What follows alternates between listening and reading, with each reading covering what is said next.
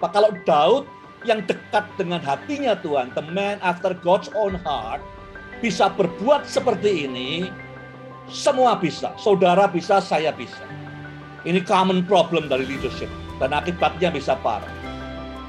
Jadi penting untuk kita selalu tiap minggu punya question for reflection. Karena banyak kali pemimpin nggak pernah lihat ke dalam, lihatnya keluar terus. Pemimpin cuma di belakang meja, ya, di kantornya, tidak di antara orang yang dia pimpin, dia dalam bahaya.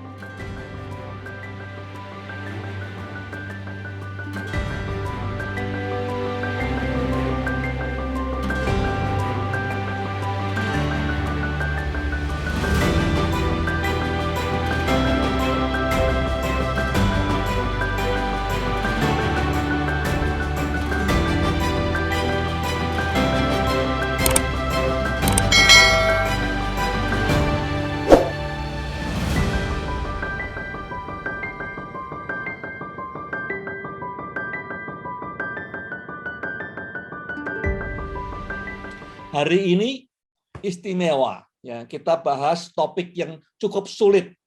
Pasal 11 dan 12, 2 Samuel ini dua pasal yang cukup sulit. Orang yang kita kagumi, ya, nenek moyangnya Tuhan Yesus, raja paling besar di Israel, jatuh dalam dosa. Nah, hari-hari ini, tahun-tahun terakhir, banyak pemimpin Kristen juga jatuh dalam dosa. Kadang-kadang sulit untuk menelan kebenaran ini. Tapi justru pada saat seperti ini kita bisa belajar banyak. Nah, saya mau lihat bahwa topik dari dua bab ini adalah soal penyalahgunaan kekuasaan, ya, abuse of power. Ini kesalahan pemimpin yang paling banyak terjadi. Baik dia itu ibu, baik dia ayah, baik dia direktur, dia pendeta, di mana saja. Ya, belum lama ini BRC mengadakan penelitian soal domestic abuse, ya, penyalahgunaan wewenang di Roma. Kalau tidak salah ingat 50% lebih, ya, keluarga-keluarga Kristen, orang-orang ini pernah menerima abuse 3 tahun terakhir. Ya, abuse tidak selalu fisikal, tapi seringkali juga lewat omongan, direndahkan, diyel, diteriakin, dan segala macam oleh istrinya, oleh suaminya, itu semuanya abuse. Karena kita punya kekuasaan, terus kita bisa menindas orang lain untuk keuntungan sendiri. Itu namanya abuse. Sesungguhnya topik besarnya adalah power abuse. Dan semua kita sebagai pemimpin, kita punya power. Power bukan tidak penting. Power penting kalau dipakai untuk kemuliaan Tuhan, untuk menolong orang lain. Tapi yang terjadi di pasal 11-12, Daud abuse, menyalahgunakan power untuk keuntungannya sendiri. Nah, saya mau melihat dari sudutnya Batsheba. Ya, selama sekian lama saya pelajari firman Tuhan, saya merasa tidak nyaman, ya, membahas Batsheba. Ya, karena kayaknya pertanyaan kita tadi, kenapa anaknya harus mati? Kemudian pertanyaannya, kok kemudian yang meneruskan pemerintahannya Daud, kok Salomo, anaknya Batsheba? Yang mulainya tidak enak hubungannya ini. Ya, sampai hari-hari terakhir ini saya pelajari lagi, saya mencoba menempatkan diri, ya, walaupun sulit karena saya pria, dia wanita, tapi saya coba menempatkan diri di posisinya Batsheba. Batsheba adalah korban daripada penyalahgunaan wewenang dari seorang pemimpin besar. Berapa waktu yang lalu ada seorang hamba Tuhan yang mendunia, ya, sudah meninggal, tahu-tahu terbongkar bagaimana dia juga abuse, penyalahgunaan wewenang. Ada pendeta besar di Chicago, penyalahgunaan wewenang. Banyak pemimpin-pemimpin yang besar, yang kecil juga sama, menyalahgunakan wewenang dan banyak korbannya. Batsheba ini korban dari pemimpin terbesar yang pernah ada mungkin di dunia ini, Daud. Korbannya bagaimana? Yang pertama, ya, dia ini korban sexual abuse. Jadi dikatakan pertama Daud lihat dia. Kedua, Daud nanya siapa dia. Yang ketiga, dia merintahkan semua pegawai-pegawainya ambil dia. Ambil itu artinya bukan maunya si Batsheba. Ya. Dia seorang istri yang setia, dia menghormati rajanya sebagai seorang pemimpin rohani. Dia diambil di luar kehendaknya. Daud tidur dengan dia. Jadi kalau dalam bahasa hari ini itu adalah rape, pemerkosaan. Dia Daud tidur dengan dia dengan paksaan, mengandalkan kekuatannya. Jadi Batsheba ini korban abuse. Kalau hari ini mungkin istilahnya adalah pemerkosaan karena dia diambil dengan paksa dan kemudian raja tidur dengan dia. Satu itu, ya. Kalau dia mengalami, saya banyak kali menemui orang yang mengalami masa mudanya, masa kecilnya pernah mengalami abuse secara seksual, pemerkosaan oleh orang yang dia percayai. Akibatnya kemudian hari sulit ngampuni orang. Sakitnya luar biasa, akan muncul hate, ya, kebencian. Kadang kebencian pada dirinya sendiri. Itu akibatnya kalau orang mengalami seperti yang dialami Batsheba. Yang kedua, pemimpin yang dia hormati, yaitu Daud. Daud ini tidak hanya raja, kadang-kadang dia mimpin worship, dia nyiptakan separuh daripada kitab Mazmur, pujian itu ciptaannya Daud. Ya, kalau dia mulai pegang alat musik, kecapi, nyembah, hadirat Tuhan turun. Ya, dia perang menang terus. Kadang dia mempersembahkan korban bersama imam-imam. Jadi apa sih kurangnya dia di pemerintahan, di politik, di gereja, top lah pokoknya. Dan Batsheba hormat sama dia. Tapi malam itu dia dikecewakan. Ya, pemimpin yang dia hormati mengkhianati kepercayaan yang dia diberikan oleh Batsheba. Jadi dia korban kecewa dengan pemimpin yang dia hormati. Yang ketiga, suaminya dibunuh. Suami yang dia kasihi, suami satu-satunya, suami yang dia banggakan, yang menghidupi dia, dibunuh. Dan dibunuhnya karena dia. Ya. Karena Daud mau Batsheba, maka Daud membunuh Uria. Bisa saja dia merasa guilty. Ya. Seandainya saya tidak secantik ini, mungkin Uria tidak mati. Ya. Mungkin dia perasaan guilty-nya banyak, dan kemudian kalau orang yang dia kasih mati karena dia, bisa aja akibatnya apa? Anger. Ya. Marah, anger. Kalau tadi dia dikecewakan pemimpin, bisa aja kekecewaan yang muncul. Banyak orang Kristen kecewa, ya udah capek dikecewakan oleh pendetanya, pemimpinnya, direkturnya, orang tuanya, muncul kekecewaan dalam jiwanya. Orang yang kecewa sulit optimis. Ya. Yang ketiga tadi, suaminya dibunuh, bisa aja akibatnya anger. Yang keempat, anaknya mati. Ya, ya akibatnya karena kesalahannya Daud, anaknya tidak salah, mati. Dia berduka. Daud dikatakan menghibur dia. Artinya si Batsheba berduka dengan kematian anaknya. Ya. Bertubi-tubi. Ya. Dia diperkosa, ya, dia kecewa dengan pemimpin yang dia hormati, suaminya dibunuh karena dia, anaknya mati karena kejahatan pemimpin orang lain yang salah, anaknya korban.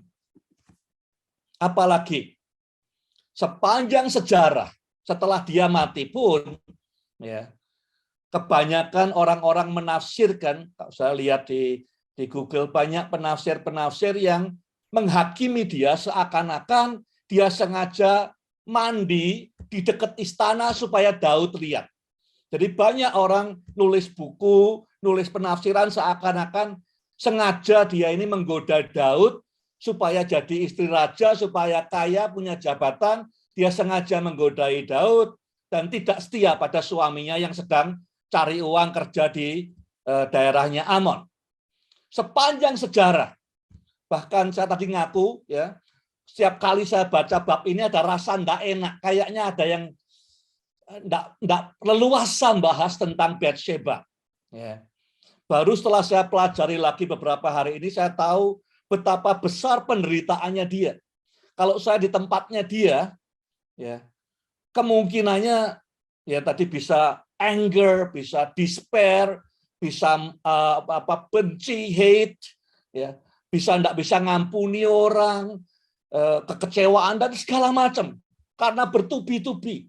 Ya, dia diperkosa, dikecewakan oleh pendetanya, suaminya dibunuh, anaknya mati karena kesalahannya orang lain, kemudian digosipkan dia yang menggoda raja selama beribu-ribu tahun. Kurang apa lagi penderitaannya.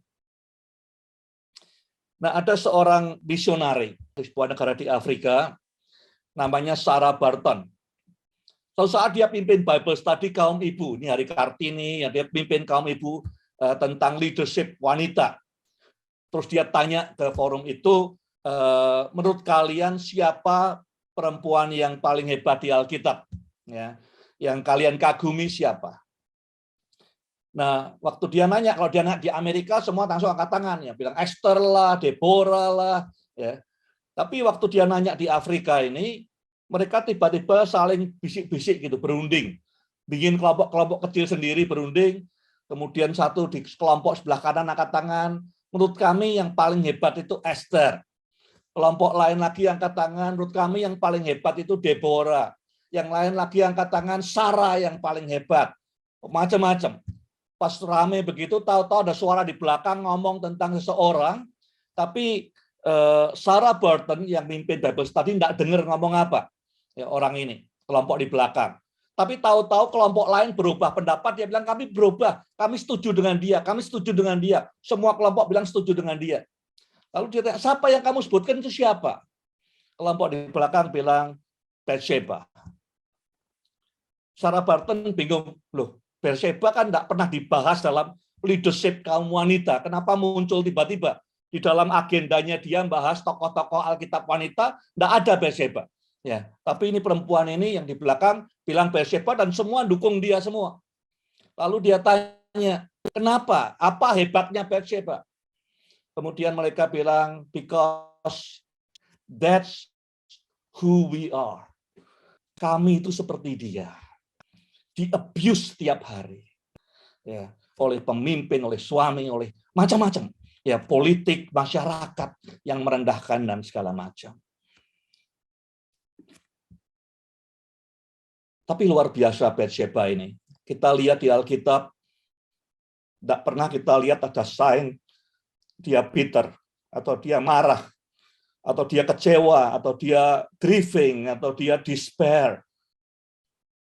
Itu sebabnya, ini saya baru temukan rahasianya, itu sebabnya, ya, mata Tuhan ada atas dia. Ya, itu sebabnya oleh karena penderitaannya yang demikian rupa, ya, dia kemudian menjadi ibu suri buat Salomo dan menjadi nenek moyang Tuhan kita Yesus Kristus. Ya, oleh karena seorang ibu yang demikian, Salomo itu kalau dibilang urutan raja berikutnya, urutan bontot gitu. Ada kakak-kakaknya yang lebih pantas urutannya di atas dia. Tapi Salomo dijadiin raja menurut saya karena Bathsheba.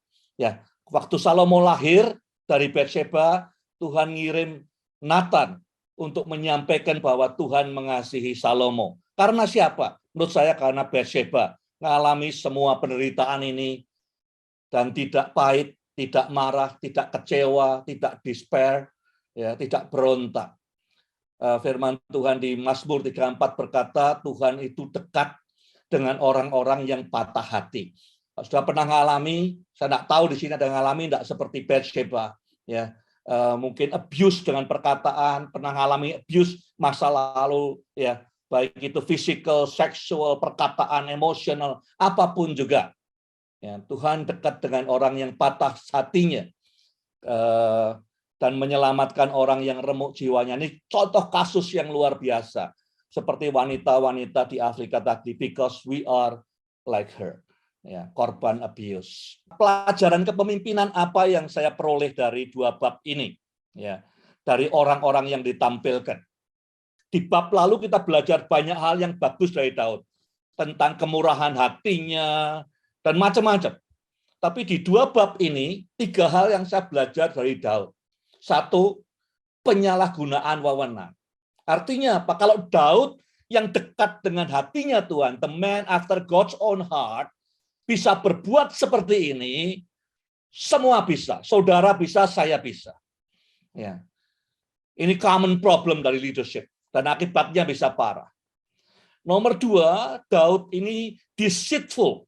Dia coba membohongi orang banyak untuk menutupi dosanya. Ya. Uria disuruh pulang supaya tidak ketahuan bahwa dia tidur dengan istrinya Uria. Deceitful. Alkitab bilang jiwa kita ini deceitful.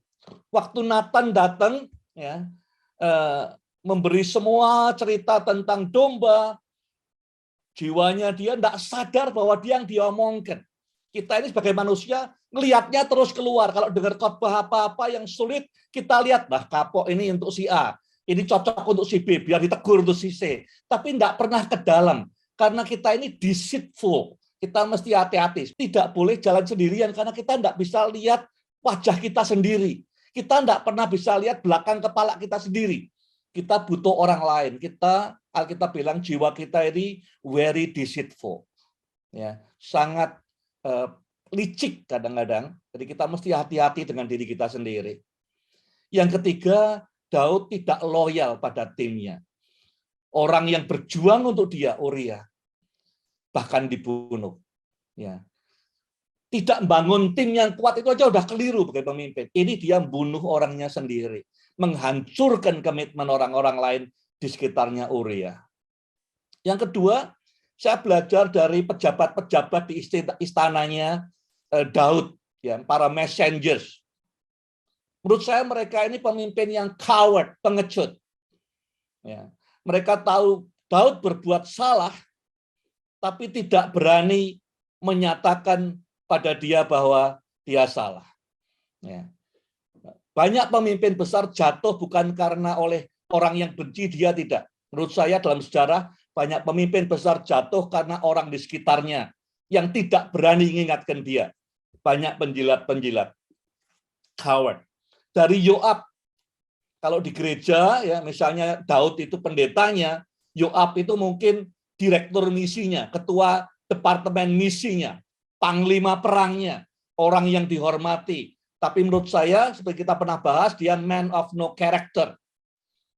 Dia ikuti apa yang menguntungkan saja, ya, pragmatik, tidak pegang prinsip. Dia tahu Daud keliru, dia bekerja sama supaya untuk keuntungan dirinya sendiri. Kemudian belajar dari Uria, yang orangnya loyal, man of character, dia honor the code of conduct. Ya, artinya dia seorang yang terhormat. Dia menjaga prinsip, menjaga etika dalam kepemimpinan. Yang terakhir tentu Nathan, ya, dia pemimpin yang bisa memberi feedback dengan baik untuk pemimpin lain. Dan yang nomor 2, dia empathy. Ya, dia kemudian jadi teman dekatnya Bathsheba.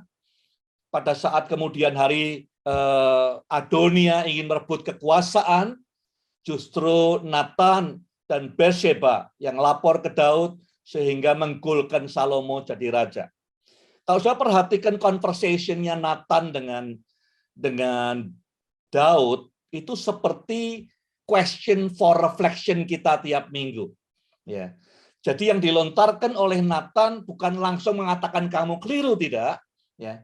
Tapi dia buat ceritanya dulu. Daud masih punya conscience, cuman dia tidak bisa melihat dirinya sendiri. Dia bilang orang yang seperti ini, abuse of power, perlu mati. Kemudian Nathan bilang, who do you think is that person? It's you. Ya, jadi penting untuk kita selalu tiap minggu punya question for reflection. Karena banyak kali pemimpin tidak pernah lihat ke dalam, lihatnya keluar terus. Ya, zaman sekarang ini banyak Bathsheba, ya, di sekitar kita. Atau sudah pernah ngalami jadi Bathsheba, ngalami power abuse, jadi korban penyalahgunaan kekuasaan. Baik di rumah, di tempat kerja, di tengah masyarakat, di sekitar kita banyak sekali. Tujuan daripada diskusi ini untuk menolong kita menajamkan mata kita melihat orang-orang yang jadi korban dari power abuse. Apakah sudah pernah bertemu dengan Bathsheba ini? Ya, mungkin mama, mungkin kakak, mungkin adik, mungkin teman, mungkin dirimu sendiri, ya. Di samping Berseba di sekitar kita, ini pertanyaannya pernah ketemu tidak? Pernah lihat tidak?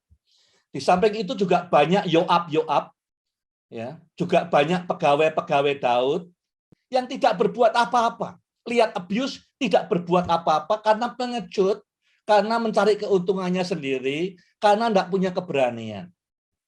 Nah, saya waktu nyiapkan ini, saya teringat betul dulu waktu saya masih kecil, umur 10 tahun, kira-kira 11 tahun, 10 tahun. Ya. Papa mama saya belum bertobat, belum ikut Tuhan Yesus, ya, masih muda, ada masalah dalam keluarga. Suatu saat saya lihat di Roma waktu itu, ayah saya dia teriak agak keras, ya, yelling ke mama saya. Hati saya rasanya sedih, tidak terima gitu ya. Cuman saya tidak berbuat apa-apa. Mama saya dapat abuse waktu itu, saya tidak berbuat apa-apa. Ya, saya hormat sekali dengan papa saya, dia mentor buat saya, tapi sebagaimana pasangan-pasangan keluarga yang lainnya pernah mengalami masalah, mereka juga mengalami masalah, kita masih muda. Cuman saya kagum pada kakak-kakak saya. Mereka make a stand. Mereka tunjukkan kepada ayah saya bahwa this is not right. Ini tidak benar. Ya. Dan mereka tunjukkan bahwa mereka berpihak kepada mama waktu itu. Tapi saya pengecut. Ya. Saya cari amannya, saya takut tidak disayang ayah saya, jadi saya diam-diam aja. Nah, saya masih ingat terus dan saya I wish bisa diulangi lagi peristiwa itu dan saya bisa menjadi pemimpin yang baik, yang bisa berdiri untuk orang yang di-abuse, bisa berani membela orang yang tertindas, kena korban jadi abuse. Pernah enggak lihat di sekitarmu atau dirimu sendiri atau keluargamu, tempat kerja, dimanapun juga ada Berseba korban abuse, ya. Atau sudah bisa cerita tentang orang-orang yang diam saja, seperti cerita saya tadi, ya. Supaya apa? Tujuannya diskusi ini menajamkan mata kita, supaya tidak cuma lihat diri kita sendiri, gereja kita, perusahaan kita, kita lihat ada orang-orang yang jadi korban abuse, ya. Dan itu kita harus berpihak dan berdiri bersama mereka.